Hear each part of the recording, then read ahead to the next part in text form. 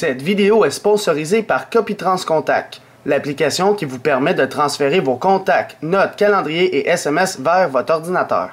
Bonjour, c'est iPodTouch et aujourd'hui je vais vous présenter l'application Do Not Disturb Toggle pour votre iDevice Jailbreakers le firmware 6.0 ou plus. Alors Do Not Disturb Toggle, c'est quoi? C'est une application qui est gratuite par Cydia et ce qu'elle vous permet de faire, c'est d'activer de façon rapide le mode Do Not Disturb en français, ne pas déranger. Donc, vous savez, depuis la sortie de l'iOS 6, vous avez cette option-là qui s'est ajoutée dans les réglages de votre appareil. Eh bien, ça va être une méthode pour l'activer beaucoup plus rapidement.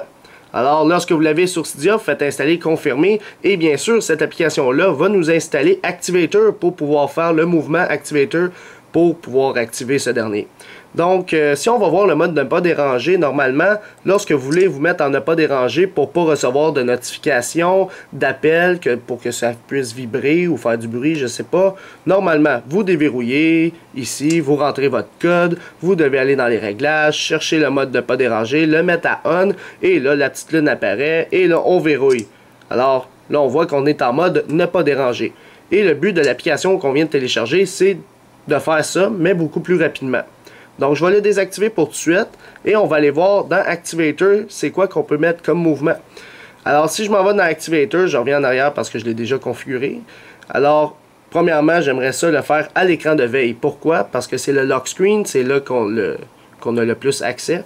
Donc, je dis à l'écran de veille et j'aime bien l'option tout le temps, écran verrouillé, appui double sur l'horloge. Donc, on va appuyer dessus. Normalement, il n'y a rien d'assigné ici. Alors, si on descend un petit peu, on a le Do Not Disturb. Moi, je vais le mettre ici. Alors, on vérifie ici, il est bel et bien assigné en haut. Une fois que c'est fait, on peut fermer Activator, on n'a plus de besoin. Et c'est là qu'on va tester. Donc, en ce moment, le ne pas déranger, il n'est pas activé. Fait qu'on va verrouiller. On va déverrouiller et on va appuyer 2 fois sur la barre ici en haut, qui est l'heure. Là, on va juste attendre qu'il se verrouille un peu. Là, on va recommencer. Fait que là, je déverrouille. J'appuie 2 fois ici et le mode Do Not Disturb est activé. Vous voyez la petite lune en haut. Fait que c'est très facile d'accès.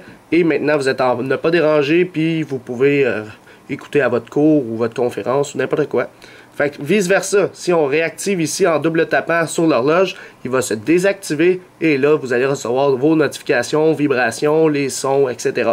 Fait que c'est pas plus compliqué pour l'application Do Not Disturb.